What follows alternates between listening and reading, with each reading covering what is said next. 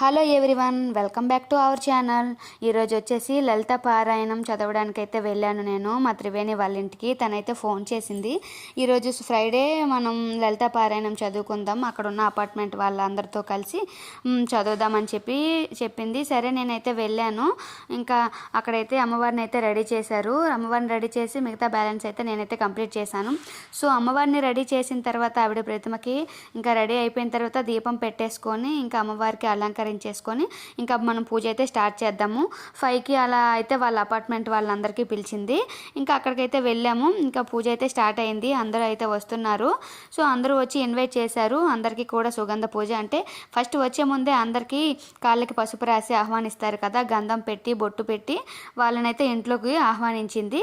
So అమ్మవారి పూజ అయితే start అయింది. సో అమ్మవారికి అయితే దీపం పెట్టుకొని ప్రసాదాలు అన్నీ పెట్టుకొని అమ్మవారికి అయితే పూజ అయితే స్టార్ట్ చేశారు. ఫస్ట్ గణేష్ పూజతో పాటు గణపతిని పూజించుకొని ఇంకా శుక్లాంబరధనం చదువుకొని ఇంకా లలిత పారాయణం అయితే చదివారు.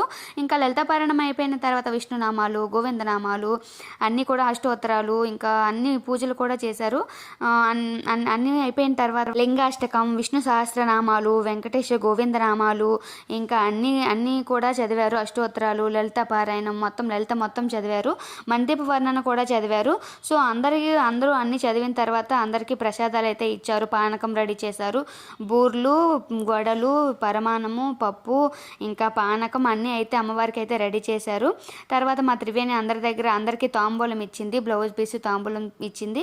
సో తాంబూలం ఇచ్చిన తర్వాత మేమైతే అందరం ఆశీర్వాదం ఇచ్చాము. వాళ్ళైతే ఆశీర్వాదం తీసుకుంది అందరి దగ్గర కూడా. తను సుగంధ పూజ అయిపోయిన తర్వాత అందరూ దంపతులు ఇద్దరు కూడా అందరి దగ్గర ఆశీర్వాదం అయితే తీసుకున్నారు. సో పూజ అయితే చక్కగా అయిపోయింది. వాళ్ళు కూడా హ్యాపీగా ఫీల్ అయ్యారు, మేము కూడా చాలా హ్యాపీగా ఫీల్ అయ్యాము. అక్కడికి వెళ్ళినందుకు నాకైతే లలిత పూజ గురించి అయితే తెలిసింది.